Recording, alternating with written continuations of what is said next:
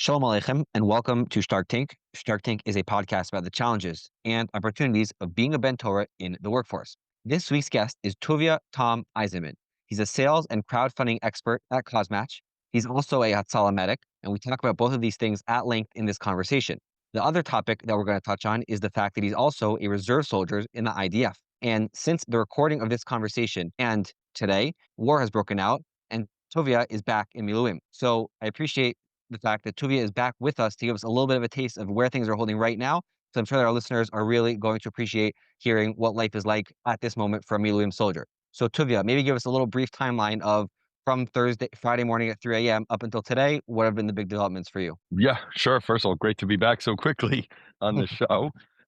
Hopefully next time on better circumstances. So I guess it was 3 o'clock in the morning as all of us in Israel woke up to our phones being taken over by the government, warning us. I think at that point there was actually no incoming rockets, if I'm correct. That I think we just attacked Iran and there was precautionary measures being taken. At 4:50 around that time, I received a phone call from the Army telling me that we are being called back in and I have to get back to my base as soon as possible, which is what happened. They called up about 70-80% of the IDF's reserve forces at 4:50 on Friday morning. We went, what you usually do in these types of situations is you have a meeting point, like that's where you keep all your gear, your gun, your things like that. And you meet over there. That's like just your first location you go. And then from there, once you get your gun, you'll get whatever other equipment. At this point, most of us, I mean, I personally have all my equipment besides for a gun, which you can't take home. And then we were sent to our base, which currently is in the Jordan Valley, the northern Jordan Valley. And That's our current situation. Yeah. can you just explain the war currently as we see it playing out in the news is between the heroes of the Israel Air Force, both the attack planes and divisions and the aerial defenses, which are under the Air Force, along with special ops, Mossad, and intelligence and stuff like that. So, what exactly is the role of the infantry Miluim, which is the big bulk of the Miluim, in the current situation? Yeah, exactly. So first of all, exactly like you said, I mean, they're just people who we will, as much as I appreciate the shout out, there's just tens, hundreds of people we will never ever know their name probably who spent years planning this. Or we know that there are people, we know they're Mossad agents. That means they're Jewish Israeli people who are living in Iran for years, parts of times, things like that, who, as everyone's watching in the news, this is playing out, as well as Air Force pilots and things like that. So first of all, currently what's going on the ground, putting Iran on the side for 1 second, we're still in an active war in Gaza. We're still looking to recover to rescue as many hostages as possible. We have troops inside of Lebanon, inside of southern Lebanon. We still are holding support, as well as southern Syria. The northern part of the Mount Carmon is an Israeli army base. It's not open to the public, obviously, but it's there. So on all those fronts we are. And then we have every single day activity in the Yehuda Shomron, known as the West Bank in English. And there's terrorist attacks or attempted terrorist attacks coming out of it all the time. What we also have is our largest ground border is the Jordanian border. All the way from Eilat, all the way up north is the border with Jordan. Thank God, Baruch Hashem, today Jordan is our friend and is an ally working with us, but not every single person in Jordan is our friend. And Iran, you have to understand that Iran mainly works on proxies, meaning to say is there's no border with Iran. You're not going to see Iranian tanks. I mean, I don't think we're going to see any more Iranian tanks anytime soon, but we're not going to even see Israeli tanks entering in Iran or Iranian tanks entering in Israel. We don't actually share a border. We're thousands of kilometers away.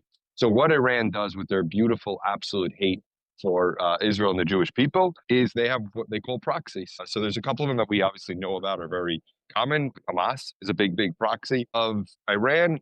Hezbollah was a proxy of Iran. Baruch Hashem, currently it looks like we really brought Hezbollah down to its knees, as well as the Lebanese government does not want it. Other proxies were groups within Syria, which is currently not an active threat, Baruch Hashem. And then we also have tons and tons of Palestinians who lived in Israel before, family didn't, who live in Jordan. There are these proxies within Jordan, not the Jordanian government, but Jordan sleeper terrorist cells, if you will, proxy Iranian terrorists within Jordan who are doing everything in their power to attack us. Just earlier today, we had a drone attack that came in to, I don't know if you saw the news, from Jordan. That was a Kabam, what they call like a suicide drone. So that's currently one of our big, now that it's like it's all end at this point. I mean, there's nothing more really for Iran to lose.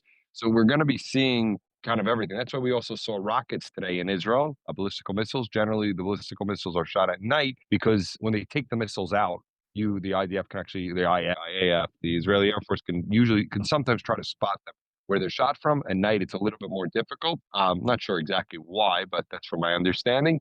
And we saw today, we did see some ballistical missiles being shot during the day, which is actually a very good sign. But we're pretty much at the end. There's not really much for them to lose. But that does mean that we also have to be really careful about any other proxies, sleeper cells they have. And currently, the Jordan border is not from the Jordanian government, but from these terrorists within inside Jordan is is a very, very threat for Israel right now. And that's what we're Got it. And focusing on. got it. And the final question I wanted to ask you is that the other sort of big theater of this war right now is, I guess you call it the home front. It's everyone trying to stay sane but also safe. And so I'm wondering, first of all, for the soldiers out there, how protected are they from incoming sirens and rockets? And I'm also interested to hear how your family's doing. Obviously, I'm sure it's not easy for them to be home without you. So how's it for them as well? Yeah, it's two very two separate questions. So actually, for soldiers, it really is going to depend who, where, and what they are. But in short, anyone in active combat is not going to be protected from a rocket. Meaning, on the base where I am, obviously we're guarding the 360 degrees. We can't just all run into a bunker, and we don't have little bunkers by every single guard tower, or we're driving, or we're by a checkpoint, or we're in a mission, or currently in Yehuda v'Shamron in Jenin. We've taken over Jenin the last few months ago. There's an actual mini base, not really a base, but a spot, probably a bunch of houses that we've taken over, and these don't go. What also happens is our dear friends, our beautiful cousins realize that we all go into cover, and it's a great opportunity to do a terrorist attack when there's a siren, when there's panic. So actually, we go out more when there's a siren. We actually obviously will gear up and we'll put on. But the second our phones beep, we actually get on our jeeps and we go out to be out there to confront any terrorists who are going to use this opportunity of everyone running into shelter to do a terrorist attack. That's with that front. In terms of the families, it's hard. I don't think there's any real easy way to put it there. It's terrifying, for a child, as obviously, when you're a child, for you assume that your father is every single, second engaged in a firefight. And if you're not actually in a firefight, then why is your father not home? Baruch Hashem, it's not like that always, although it is a lot. And it's very, very scary and very dramatic for our children, for our wives who have to be strong and run the house and be strong for themselves. It's scary as well, and as well as for the kids. Definitely, my hat is off tremendously to all Milumnik wives, all reservist wives and kids. They definitely get the harder part of the grunt, without a shadow of a doubt. Even eating, canned tuna fish for weeks on end, or sleeping on a thin mattress and not showering in bulletproof gear, and so, I don't know, it must be like 103 degrees out here where I am now. Not currently because it's night, but during the daytime, for sure, at home is much much traumatic and traumatic. So it's Hashem, they'll have the comfort that they need. Okay, thank you, Tumar, for that update. We appreciate you hopping on short notice, and we continue to dive in for you, for your family, for all the soldiers and all the families and all your Klal Yisrael. So, B'soros Tovos, and thank you. Right, thank you. All right, listeners, enjoy the conversation. My name is Yaakov Wolf, and this is Shtark Tank.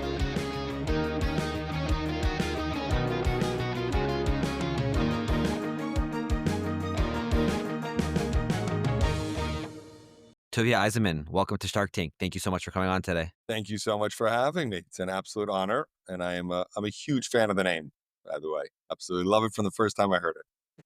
Thank you so much. So let's start with a little bit of background on you. You grew up as the son of a rabbi. So maybe you could tell us a little bit more about what your home was like growing up, and if you had any early career aspirations as you were even a young child or teenager. Sure. Yeah. So I grew up in Passaic, New Jersey. Back then, now Passaic's big, Passaic and Clifton. Back then we were small. It's still, remember we'd have like the phone book was just like one piece of paper. I still have like an early memory of my mother saying, wow, they laminated it this year. Like really a long time ago. My father was first a Rebbe. He was an 8th grade Rebbe in Yeshiva of North Jersey and YNJ. And then he ultimately became a rabbi of a shul. I'm one of 7 kids. I'm the third. It was fun. It was good. It was fun growing up with a big family. Especially when my father really became the rabbi of a shul. I actually don't think my entire life I've ever had a meal. Maybe now as an older person when I come and I visit my parents. Have I ever had a meal with just my family and my parents? We always had guests. That's like my memory as a child is running home from shul Friday night to tell my mother to set more seats. That's my father picked someone up from shul. Yeah, it's very interesting. I mean, I guess like being a part of a family with a rabbi, you're all sort of on duty and part of the crew. Yeah. Yeah, I don't know if we always did the parts that we were supposed to do. We were, we all have our own little spirit, but yeah, definitely in that regard, we definitely did, for sure. Got it. And I'm sure that as you sort of alluded to before, chesed was a big theme already then. Did you have any inkling back then that you were going to have something professional in the world of overlapping? No, definitely not at all. No. It's funny you say it like I don't for me, like there was just what we grew up with. Like I didn't know any other thing that you have a Friday night without other people there. Like it's just where it was. Yeah. But no, did not have any inclination, just kind of it happened later on in life. Okay, so can you tell us about how you ended up here in Eretz Yisrael and also how you ended up becoming a soldier in the Israel Defense Forces? Yeah, sure. So I grew up in Passaic, like I said, and then as an early age, I kind of grew up a little bit uniquer. I was originally in Yeshiva Katana Passaic, which is more of like a yeshivish school. And then in first grade, it wasn't working out for me. My father was a Rebbe in YNJ. So my parents moved me to YNJ, which is more of a modern Orthodox school, if you will. I don't know if that's where they still are, but at least for me as a kid in Yeshiva Katana Passaic, that's what it was looked at. I was there for a few years and then I went back to Yeshiva Katana and then I kind of went back to high school. And after my bar mitzvah, I took my own journey, not the journey of the rabbi, the rabbinical journey, if you will. Like 16, must be like 15 and a half, 16, somebody suggested to me and to my parents that there's yeshivas in Israel that you can go to. My parents were excited for me to go to yeshiva. I was excited to get out of America and do something different. I think at that point, Israel wasn't so makbid on their drinking age. So I was like, that is a win-win. And I went to a place called Kesher, which was a break off of Or Sameach or a division of Or Sameach. I guess a yeshiva for off the derech kids, if you will. And I was there for 2 years, had a great time there. Definitely grew up. And I was about 17 and a half. I was planning on going back to America and I don't know, getting a job or wherever it was. Before I went to Israel when I was 15, I was already out of high school and I was working in different businesses. And one day I was with a friend of mine in the Tachana Markazit, and we met his cousin, an American guy from Chicago, and he was in his uniform and he was speaking English. And I'm like, yo, you're an American and you're in the Israeli army? He's like, yeah, I'm from Chicago. There's this thing called Machal, and you can just sign up for 14 months. And it was just like love at first sight. I was like, that's what I'm doing. Like it was done. So I told my yeshiva. At that point, they were like not into it at all. I guess we're still having some of the Haredi differences seeing on today. But I spoke to my father, and he was like, "Yeah, that's an incredible idea. You should go. That yeah, don't look back. If you want to do it." So I did it, and I started off at 14 months. I absolutely loved it. I learned Hebrew. Next thing I knew, it was 3 years later. And I was 21, and the army said you were done. So I finished off the army, and I've essentially just been here ever since. I only made Aliyah after the army, even. Got it. And it's very interesting. I mean, from my limited experience speaking to younger people who join Machal and these type of programs. And when I was in Kerem Yavne, I used to schmooze with some of there was like a Garin Sabar in Kibbutz Yavne that we would sometimes get to schmooze with some of those guys. Oftentimes, and I was speaking specifically before October 7th and the current war, it was like guys who were sort of looking for an adventure. Instead of like a crazy trek or hiking experience, they would do the equivalent or what they thought was the equivalent in the IDF. Was that what your mindset was, or was something else going on that said that made it click within you that this is for me? It's a great question. A little bit of both, honestly. I definitely always wanted to. I had this little bit as I was a younger teenager, go to the army. When I was even like 15, I signed up for and you can't really sign up for the Marines, but you can like go and you can get free swag and whatever. And that was kind of like something. No, they're definitely, I grew up in a Haredi Zionistic home in America. My father's father fought in the War of Independence. Actually, a little fun fact, my father's family has been in Israel since the late 1700s with the Talmidei Agra. If you're familiar with Yoel Moshe Solomon, there's a street. That's my great grandfather. My grandfather was Yoel Moshe. I have a bunch of nephews, Yoel Moshe. So Israel was always a part of like this Zionistic thing. Going to the army wasn't really no one did that in Passaic, so it wasn't that type of so it's definitely a combination of like doing something positive and yeah. And honestly, it was the first time in my life that I was actually contributing to Am Yisrael. I'm not the strongest learner, if you will. So, I don't know if I would be the best fit to be learning Torah on behalf of Am Yisrael. So going to the army was it really it hit both. It was fun. It was out there. I learned an entire new language. I met great guys, and I was able to, in Yudav Shimron, arresting terrorists. It was amazing. I really had a great experience. Awesome. And I am a big fan of Yo Moshe Solomon, mainly because of Piccolinos. And anyone who doesn't know where that restaurant is, they should definitely go and check it out as soon as Yes. possible. But you did use the term Haredi Zionist family. I think that's what you said. And a lot of people might hear that and think that that is a Tarte de Sastre. So can you just unpack that a little more and what you mean by that? Yeah, I wish we could like show a picture of my family over here. I grew up in a regular American yeshivish. We used to call it yeshivish. Now Haredi's become the word. Even in America they say Haredi. I've noticed. We used to just say yeshivish. But yeah, Israel was always top of mind in our house. Israel was always a place of. As 11 years old, I came here with my grandmother. I don't think we didn't grow up in the sense of like modern Zionism, if you will. There was no Israeli flag in my house. We didn't celebrate Yom Ha'atzmaut, but it was definitely Israel is a place to go. Israel is the place to be. Israel is in the forefront. Back in in the early 2000s, and in the second Intifada, it was, I think, obviously most from households were davening that. But yeah, I don't think I realized, but now I realize we were a Haredi Zionistic house for sure. Like I said, when I went to the army, when I was going to go to the army and I went, my father was one of the biggest supporters. My father has a big, nice, long beard, wears a long kapata and, a bekisha and he definitely dresses that part and is that part. But in terms of his love for Eretz Yisrael and being able, seeing more that no one else in my family went to the army, but when I went and I was in a yeshiva and they called my father like, hey, this is really, you shouldn't go to the army. We don't do the army, different things. And I'm sure everyone meant well, 100%. My father was like, tell me you should go. I'll go. Don't worry about it. It's all good. Yeah. So that's where, yeah, I'd say I grew up in a very loving house for Eretz Yisrael. Just not in the sense of like, I don't think we ever had like an Israeli flag in our house.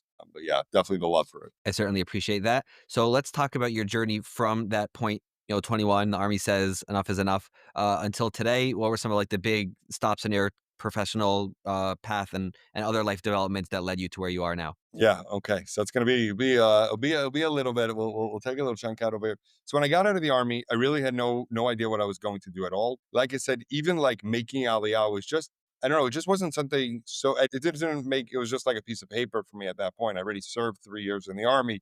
I was signed up for Miluim, and I was staying in Israel. It wasn't going to be a question. It wasn't any type of question. But I had no career path at all. So I did what most soldiers do, and you sign up and you get a job as a security guard. I'm in the old city, Mamila.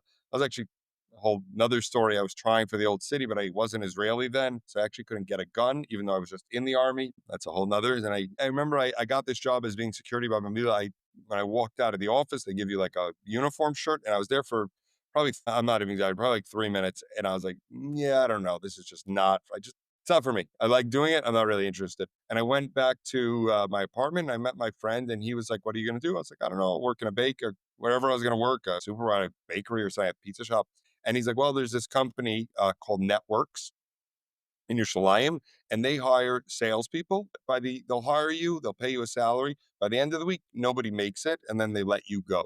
But you'll make like 1,500 shekels. And like back then, for me, that was like, so I did it, and they just took. There's no resume. I mean, the resume was like a piece of paper. I was just out of the army, and I got the job. And the next thing I knew, I was there. I bumped into my friend who told me about it a few weeks later, and he was like, yo, did you ever do? I was like, well, I'm actually still here. And we were selling over the phone sales, like back in the old day, cold calling people. And I kind of had this knack for sales, something that I didn't really know that I had. It was also a little bit too rough. I was there for a year or so, made some money, but it was a little bit too, it was very like fake. We were having different names back then and we were selling just to people in America, pretending we were in Israel. I didn't like it. There was no personal connection to it. There's nothing.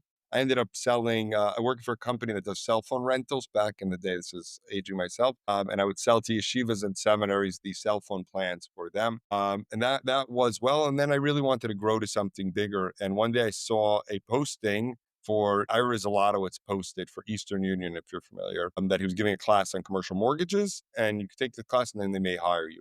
So I took the class and I got hired and I was doing commercial mortgages in America. I ended up running. We opened up an office in Yerushalayim, and I ended up running, and I'm on, not Ramon, so running in Yerushalayim.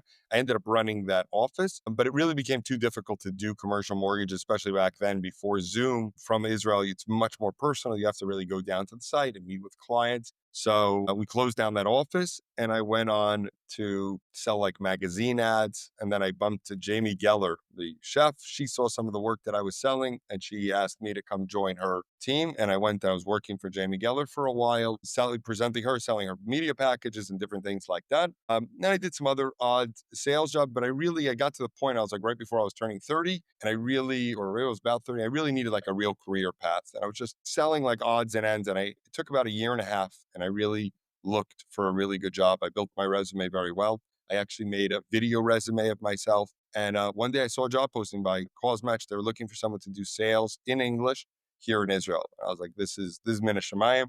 I knew the work that Cause Match was doing back then is selling something that's amazing, dealing with amazing organizations, and living in Israel. So I applied for it, and I was really, really determined to get it. I went on to LinkedIn after I applied, and I saw every single person who worked at Cause Match and who my mutual connections were, and I messaged them. And then I went onto Facebook, and I took each person who worked in Cause Match from LinkedIn to Facebook, and the same thing. I must have messaged 45 people saying I'm applying for a job, and thank God it worked.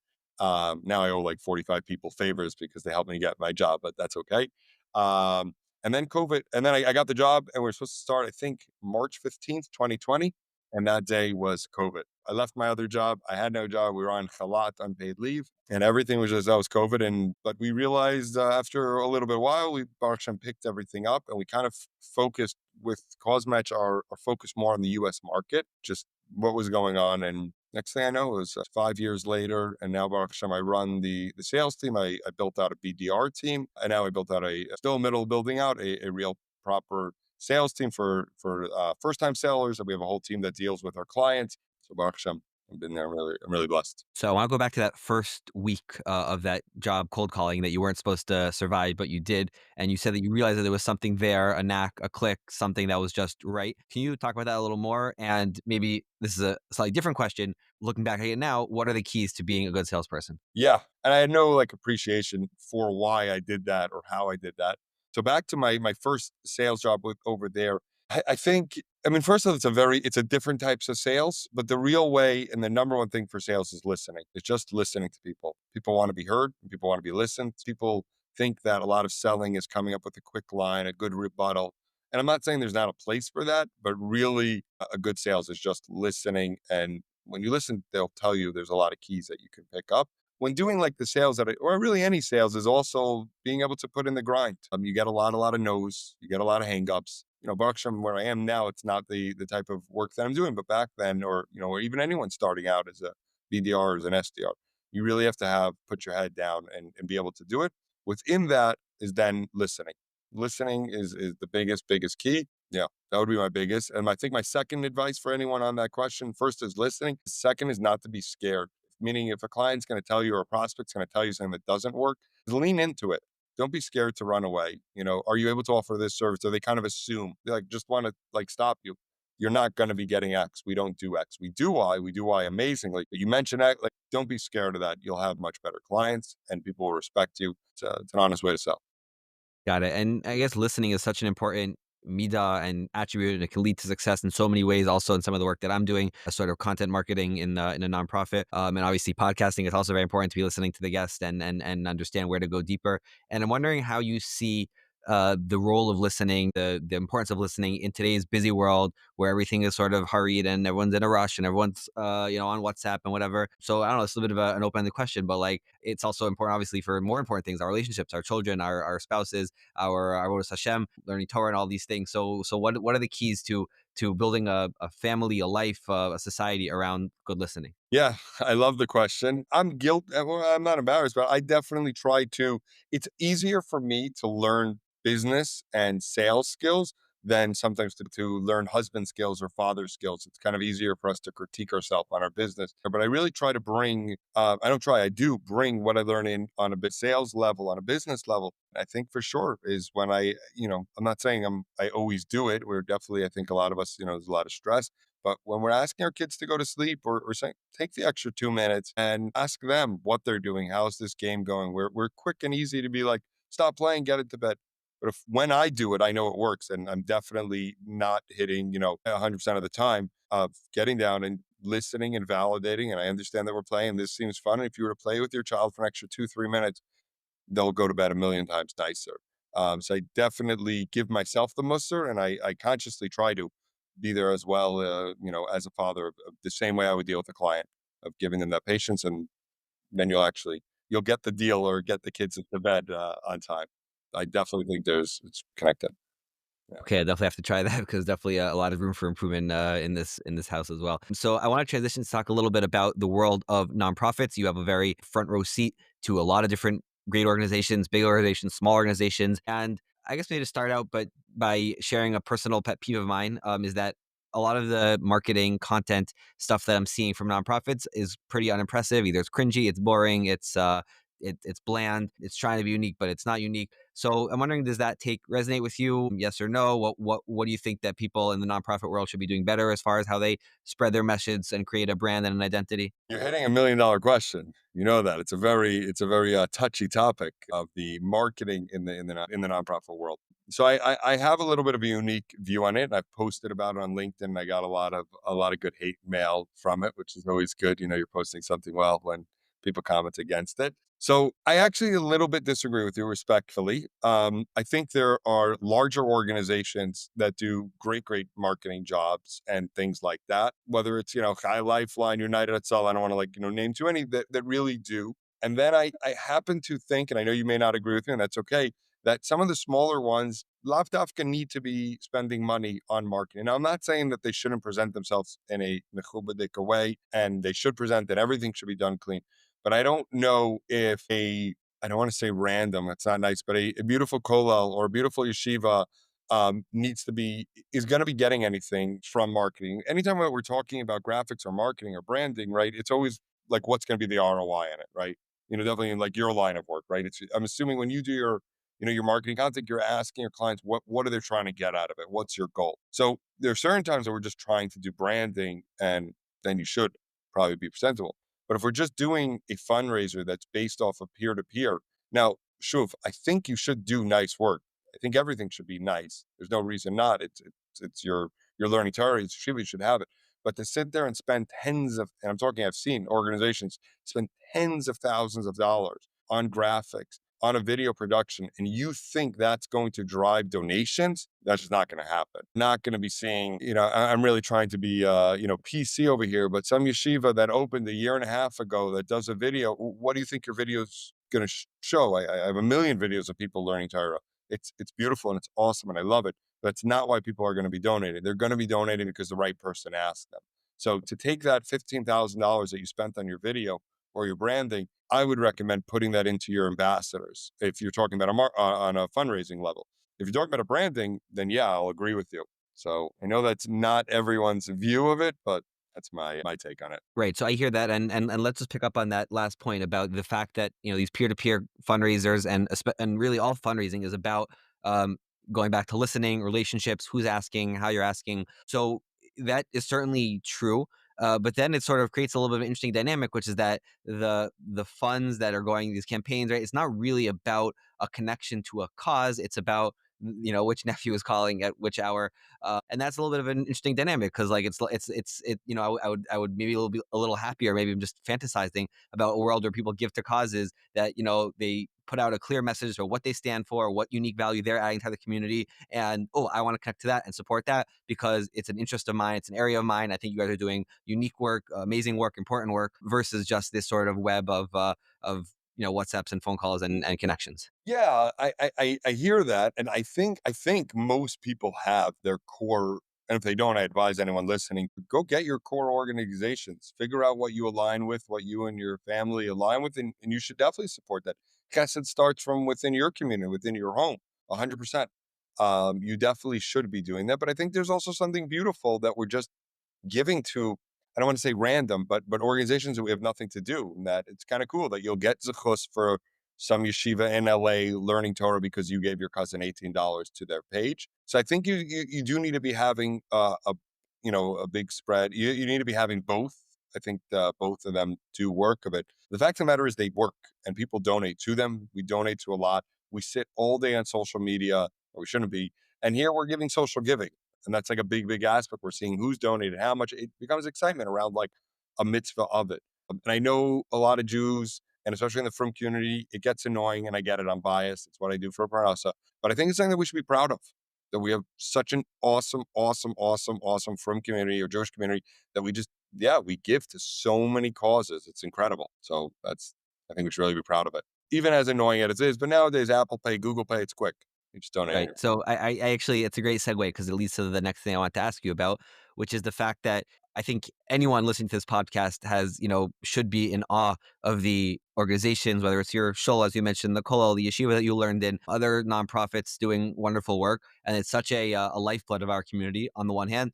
On the other hand, I don't think anybody is looking forward to being a fundraiser, an ambassador. It's not something that people enjoy. So what's your advice on that? How should we approach that? You mentioned also like just the fact that an organization can choose to invest in ambassadors, and how can maybe from that angle also how our organizations can create a pleasant and nice atmosphere, or is it just like a bitter pill that we all have to swallow? Yeah, and it's a great question. It should not be a bitter pill at all. You're definitely right. Most of the world is not, even me who does this, I'm not super excited for, my next campaign that I ought to be taking on.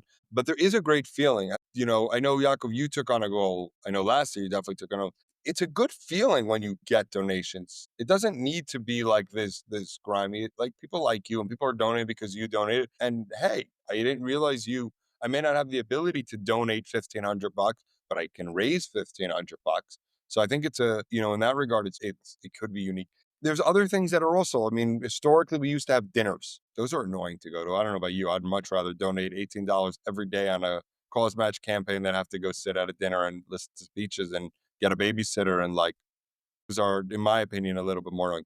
In terms of your second question, if that answers your first one, in terms of your second question, investing in ambassadors, yeah, it shouldn't just be, I think a lot of organizations do it right, but some don't, obviously. It shouldn't just be like this guilty type of thing and this nebby and you feel bad and pressure. It should be creating an excitement around it. There should be a buzz. And even if it's difficult, that doesn't mean that it can't be. A lot of things are difficult in this world and you don't look forward to them.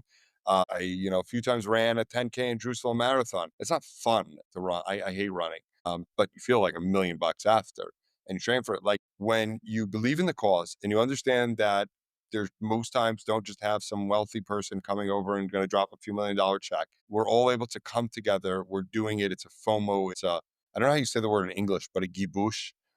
Is there a word for that in English? A come together, a There is, camaraderie? but it's escaping me right now. Yeah, okay. We'll have to use it. Should be a fun thing, and you're doing it with friends or people that you're part of within the community. And then in terms of investing in ambassadors, whether it's it depends really on the organization, obviously, and where they use, but whether it's giving out swag for people who are raising money, and whether it's having a campaign concert at the end, whether it's having a big dinner at the end or a trip, there's all these different types of ways that you could be making it exciting and good. I worked with an organization in America. They were mainly focused female organization. That meant that ambassadors were mothers. They had a great, great idea. What they did was the day of the campaign, anyone who took on a pledge, to took on a goal, they sent a pie of pizza or 2 pies of pizza, depending on their family size, to their family for supper. Now, what that do? That made sure, that cleared up, whoever was making dinner, if it was a mother making dinner, that she was able to. The kids were like, whoa, this is awesome. We got pizza. So now like their mother's happy to be raising money for that. And it just brought like a positive, not just their mothers on the phone all day. It brought everyone in. If you're dealing with adults parents who are going to be the ambassadors, bring the family in somehow. And I also always really big in thanking the ambassadors, not just right after. Imagine you took on a campaign, you took on a goal to raise money for an organization, yeshiva, and 6 months later, you just get an email totally out of the blue or a phone call out of the blue. Hey, Yaakov, we just want to thank you. You helped raise $1,300.68. Thanks so much. We've been able to learn 37 dapim of Gemara. We've been able to do X, Y, and Z. And that's it. Just feel good. That's appreciating. Those are things that investing. Okay, so you sit at a very interesting intersection with the nonprofit world, specifically because you are part of a business that's not run as a non-for-profit. Correct me if I'm wrong. So you can talk a little bit about what that dynamic is like and sort of how that plays itself out. Yeah, 100%. It's definitely an interesting dynamic. Typically in the business world, we have B2B and B2C, right? And we're business to nonprofit. We're 100% a business. We actually do have a nonprofit, but our business end of it, and we deal with nonprofits on a business level. So it's definitely a little bit of a learning curve for myself, even as much as I've been involved with nonprofits as a volunteer, never on this end. It has its pluses, it has its minuses for sure. Sometimes there could be bureaucracy. Sometimes you can also be, ultimately speaking to what, executive director could be the decision maker. And then you could have a board member coming on in and all of a sudden change everything in. But for the most part, it's more of like dealing like business to business than a business to, a client or a customer. Yeah, but it's got its unique challenges. Got it. And Fun. just before we transition to sort of the last part of our conversation, are there any other sort of pet peeves and things that you would really love to see nonprofits get a little better at? Yeah, probably generally speaking, their mission statement. I think that's a big part, especially in the firm world, that there's amazing organizations.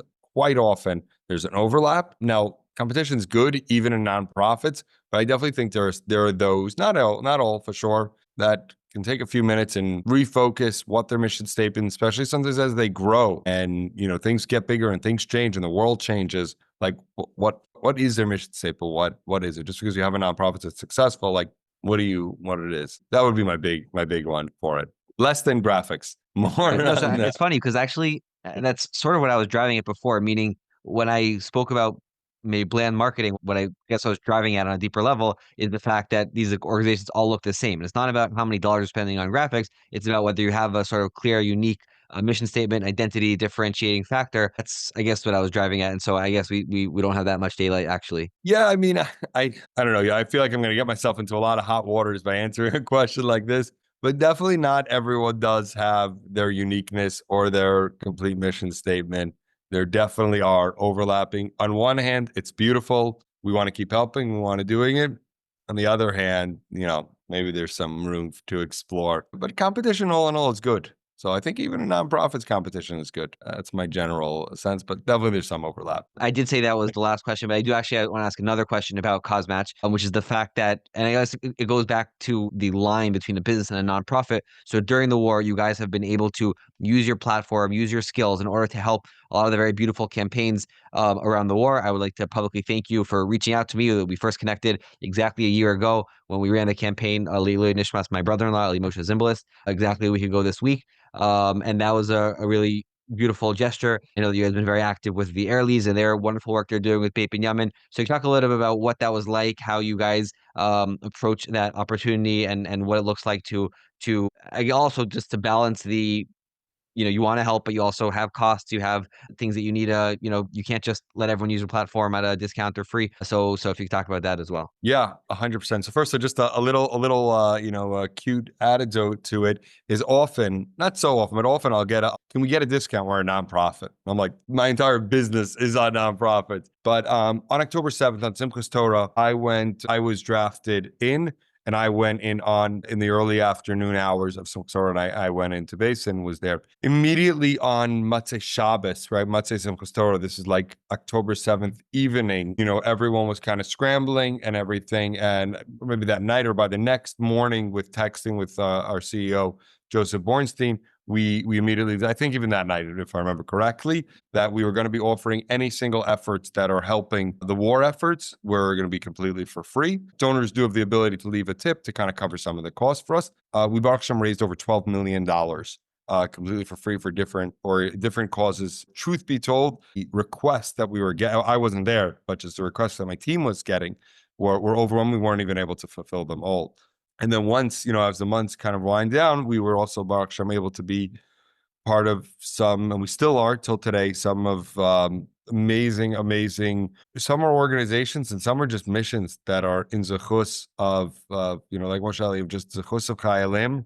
And it's something that is really, really dear to me and the entire Cause Match team. Most of Cause Match sits in Israel, and it's saying that we're in that position that we're able to help for that. So it's really fun. And I don't know if fun is the word, but it's meaningful. And especially when there's something, the direct and getting, and obviously we raise money for flashlights and for body armor and for helmets and, all that type of stuff in the immediate months after October 7th. But even now, as we still are in active fighting, I think today was 613 days, or yesterday was, and we're still having, Chaylim that are giving up their life to be able to continue that and continue their legacy going is, yeah. And I'm blessed to be in an industry that is every single day it's real life. It's real. So that's where we're able to give back. It's a huge honor. So the other sort of area of your life that I want to talk about is the fact that you are involved not just professionally in the world of chesed, but also as a volunteer medic in Hatzalah. So you talk a little bit about how that came about and how that sort of plays into your day-to-day life. Yeah.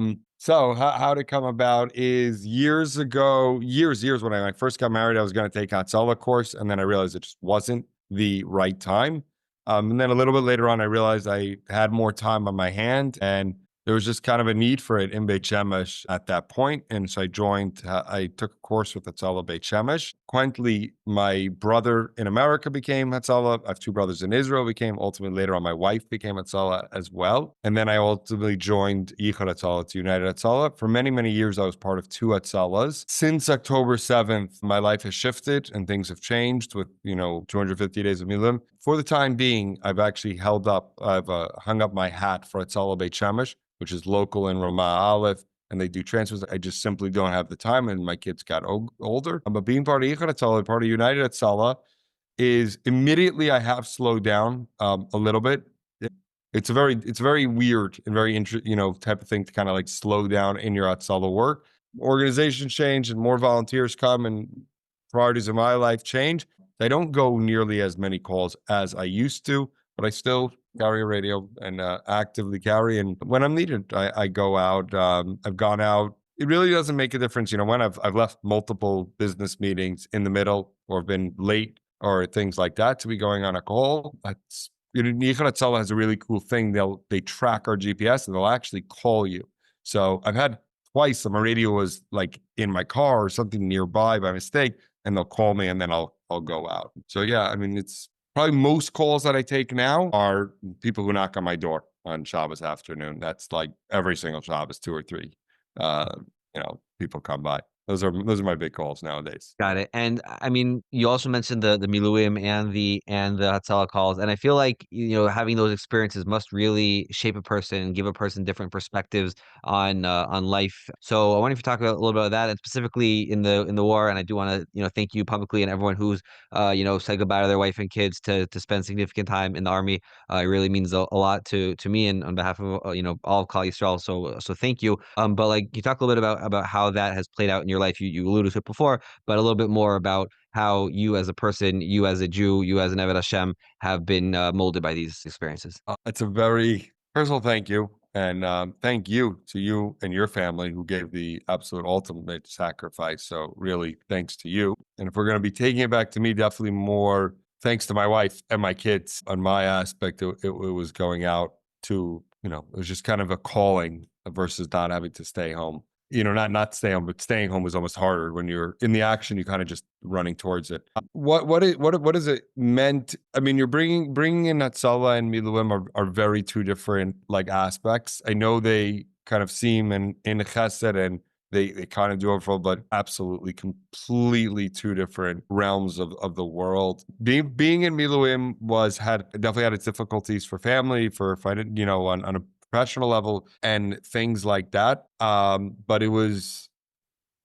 a huge zechus, like to be part of history and like to play my part and to think that I grew up in Passaic and then by chance, that wasn't really by chance, joined the Israeli army. And now ultimately, like I'm part of this where and what, and obviously only Hashem's gonna know where the end is. But being part of this is just a tremendous zechus, and I'm honored to be able to be part of that and play that role. Yeah, I guess the reason why, to my mind, I saw those two things as somewhat connected, and you could tell me if I'm correct or not, is the fact that I'm thinking about you coming home to a kvetchy toddler at the end of a day. So if the day was just meetings, that might look one way. But if that day was, saving a life or, patrolling and arresting in Yudav Shomron, so, there could be a very different experience, in different directions. It could be like, this is so meaningless compared to the meaningful stuff that I'm doing out there, actually saving lives, or an appreciation of life itself and the little things as well. So that was sort of how I sort of view those things as possibly connected.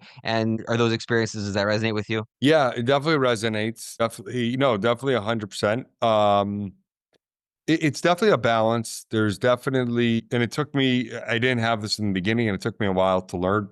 Excuse me, I think I'm still learning is sometimes you gotta like, I once have heard a shiur many, many years ago, like before you go into your house after even, this is just for like a long day of work, like take a deep breath, take an extra second. And I try to do that when I park my car. Don't just run inside. Even if my wife is waiting, the kids are screaming, just let's take a breathe. Let's take a second. Let's get into touch. Let's realize that we're doing something very, very differently. In terms of like, it's given me more of an appreciation for my wife, for my kids. When you go to a Hatzalah call that's unsuccessful, and as a child, you just come home and you hug your kids. Like it's, I don't usually tell my kids what the call is, and especially, a difficult call like that. And it's just like, Abba, why are you hugging me? What's going on? And you just, kind of let a tear drip down your cheek, and you give them a hug, and you really kind of just to really appreciate that in 1 second. Everything's different. Everything's changing. Putting Miluim on side, being part of Hatzalah, you get to see, you mentioned earlier, I see some of the back doors of some of the largest organizations, in the Jewish world, which is true. And you see, and by the way, that you learn who's real, who's not when you deal with people on like a professional end, you learn a lot. I'm in people's bedrooms in the middle of the night. Like, I know that sounds like a ridiculous soundbite if we were to click it, but like you see, and there's other people's challenges and people's things, and you really, really take a second to, you should be, I try to take a second to like just appreciate where it is. And like, in Hatzalah, we say that the greatest sound we love is the sound of a crying baby. That is like, when you deliver a baby by yourself or with one other person on the side of like Route 1, and then that baby comes out, and like you have like this, which is 2 or 3 seconds, but seems like eternally, and then the baby cries, is like the greatest hearing sound in the world.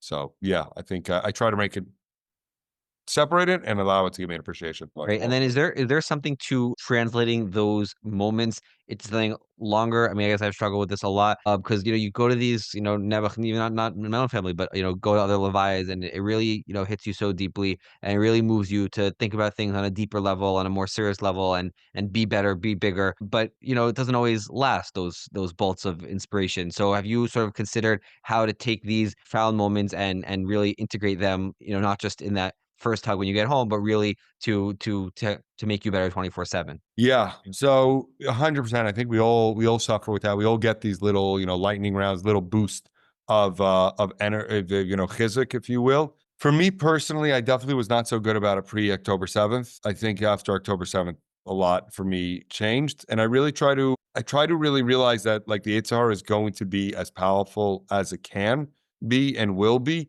You don't want to go, because it's also easy to really go down like a depression type of, route, or self-doubt, or, you could have done, if it's a solid call that's unsuccessful, you're playing out in your mind all day. Like, I should have done this. I could have done that.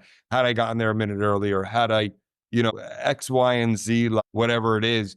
And not to do that is because that's really just the Yetzer Hara, and take it as a learning, and as to being better, and to being a better, for me personally, a better father, a better husband, and to kind of be more patient and keep reminding. I think in terms of the lightning is, the little burst that you're saying is just really remember, like, hold their hard, but like hold them on. Like I said, something that works for me very often well is before I going into my house, and if someone was ever look at me before I go open my, door to my house, is I generally try to take like 30 seconds, a minute, and just take a deep breath, think what's going on. There's two different scenarios. That's, your wife, your kids, and leave that out, and now go there and be where you need to be. Amazing. So let's go to our lightning round. 3 short questions, 3 hopefully short answers. So we're in the summer and we have these nice long Shabbos afternoons. So what do you enjoy doing during that time? Play games with my kids. I do not sleep, and I play perpetual commotion. Any other games? Play yeshivish with my kids. Bringing the army back home. Yeah, yeah. I taught my kids as a young age to play yeshivish. Still the master, but they're getting better at it. But perpetual commotion, we've just gotten into lately. We've really, really been playing it a lot. And I really do. I really don't sleep on Shabbos. I mean, I sleep at night, but not on Shabbos day. I really do my best to play with my kids and hang out with them in the park. Amazing. Yeah. For the listeners and Putzlars who don't know, Sheish is translated, I believe, as backgammon, and it's a perfect army game because you can sort of hold up a little box, unfold it when you're in a tank or in an outpost at any point. Quick games, so it's certainly a favorite. We have some great footage from Eli Moshe's Nemera of some Sheish games there as well. So that's very very nice.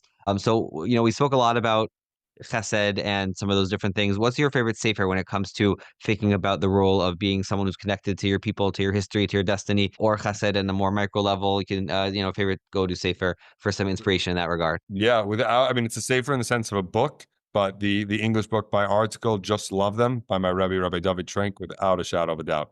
Easy answer. Just Love Them by Rabbi David Trenk. If you haven't read it, read it. He was my ninth grade Rebbe. Every single story in there is true. And spoiler alert, you can go try to find the picture of myself as 13-year-old Tuvia is in that book. But that's the most beautiful book.